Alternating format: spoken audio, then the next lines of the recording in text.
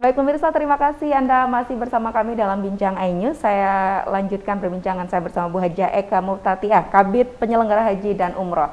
Iya, pembatalan ataupun penundaan kembali pelaksanaan ibadah umroh yang seharusnya, yang rencananya tanggal 23 Desember ini diberangkatkan begitu.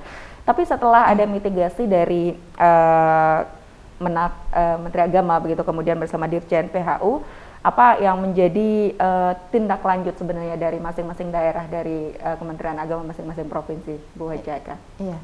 Iya, jadi setelah kepulangan Bapak Menteri Agama, Dirjen PHU dan timnya semuanya, jadi begitu dibuka suspend itu, alhamdulillah ada angin segar tadi ya Mbak untuk kita semua seluruh Indonesia gitu. Nah, termasuk juga di NTB. Kemudian proses-proses, kemudian teknis yang kami lakukan tentunya di pusat, karena ini akan ada istilah one gate. Jadi kita ada satu pintu gitu. Jadi nanti jamaah-jamaah kita, jamaah umroh ini akan diberangkatkan melalui Jakarta. Dalam hal ini kita fokuskan di Asrama Haji Pondok Gede. Itu sampai segitu kita teknis-teknis yang akan kita lakukan.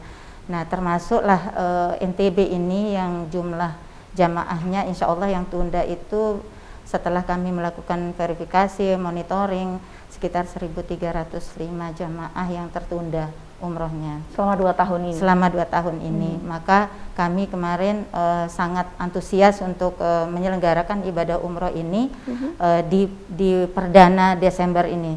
Namun karena tadi sudah kita sampaikan juga bahwa Omikron ini yang menjadi pemicu untuk ditunda lagi sampai dengan insya Allah Januari mudah-mudahan. Namun teknis-teknis itu tetap kami lakukan. Yang mungkin pemberangkatan dari kita yang NTB ya, dari Mataram sampai ke Jakarta. Kemudian di Jakarta nanti mendapat prioritas juga, atau mungkin ada PCR atau ada semuanya. Jadi nanti di sana dicek kesehatannya, kemudian semua yang akan dilakukan oleh pelaksana penyelenggaraan ibadah umroh ini akan dilakukan. Oke, sempat beredar juga di beberapa media, termasuk media sosial juga, pelaksanaan ibadah umroh yang dibuka, namun harus transit ke beberapa negara. Itu bagaimana kabarnya, Bu? Nah, itu hasil diplomasi Bapak Menteri Agama. Alhamdulillah tidak ada istilah transit di negara ketiga. Jadi kita alhamdulillahnya dikasih untuk langsung dari Jakarta ke Arab Saudi. Terpusat di Jakarta. Terpusat ya? Berarti di tidak Jakarta. ada penerbangan lagi dari daerah, misalnya daerah kita dari Lombok langsung ke Mekah begitu, sudah tidak ada ya? Iya, tidak. Jadi kita satu pintu duluan gate.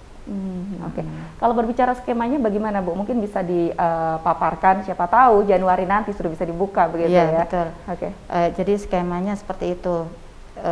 Pemerintah kita di Kementerian Agama ya, dalam hal ini Bapak Menteri Agama maupun Bapak Dirjen telah melakukan beberapa alur yang tadi kami sebutkan juga terkait dengan bagaimana proses-proses daripada penyelenggaraan ibadah umroh ini. Yang pertama mungkin kita melakukan vaksinasi sudah pasti ya, karena kita prioritaskan untuk jamaah umroh yang tertunda tadi. Vaksinasi, mohon maaf Bu Haja Eka, saya potong.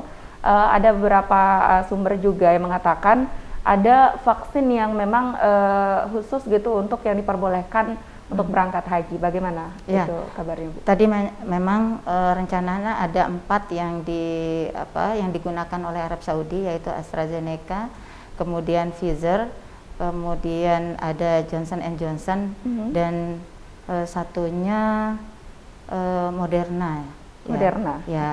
Nah, yang kita gunakan di Indonesia kebanyakan menggunakan Sinovac. Nah, itu alhamdulillah juga sudah diakui oleh Arab Saudi. Jadi sudah boleh ya? Sudah boleh, yang penting sudah 2 kali vaksin. Itu yang menjadi hasil daripada mitigasi atau diplomasi daripada Bapak Menteri Agama. Kemudian teknisnya? Kemudian setelah itu tentunya ketika sudah sampai di Jakarta dilakukan PCR. Ya, ketika dia sudah dinyatakan negatif, maka itu yang akan diberangkatkan. Oke. Ya, Kemudian seperti itu. karantinanya bagaimana? Karantinanya kalau yang dari sini memang kemarin itu informasinya 4 hari, ya informasi 4 hari. Tapi karena ada varian baru yang dinamakan Omikron itu, ada penambahan menjadi 10 hari. Namun itu pun masih sedang dilakukan koordinasi seperti itu. Jadi begitu sudah bisa dilakukan kurang dari 10 hari, maka itu nanti yang akan dilakukan untuk pemberangkatan ke Tanah Suci. Kemudian nanti sampai di Tanah Suci juga akan dikarantina, tapi hasil mitigasi dari Bapak Menteri Agama adalah 2 kali 24 jam, jadi 48 jam insya Allah. Oke, Ya, baik. sedang dilakukan Iya, untuk koordinasi itu terkait begitu dengan ya. penambahan karantina tadi. Oke. Baik Bu Haji Eka, nanti kita lanjutkan lagi bincang-bincang kita. Pemirsa jangan kemana-mana, kami break kembali. Kami akan kembali setelah pesan-pesan berikut ini.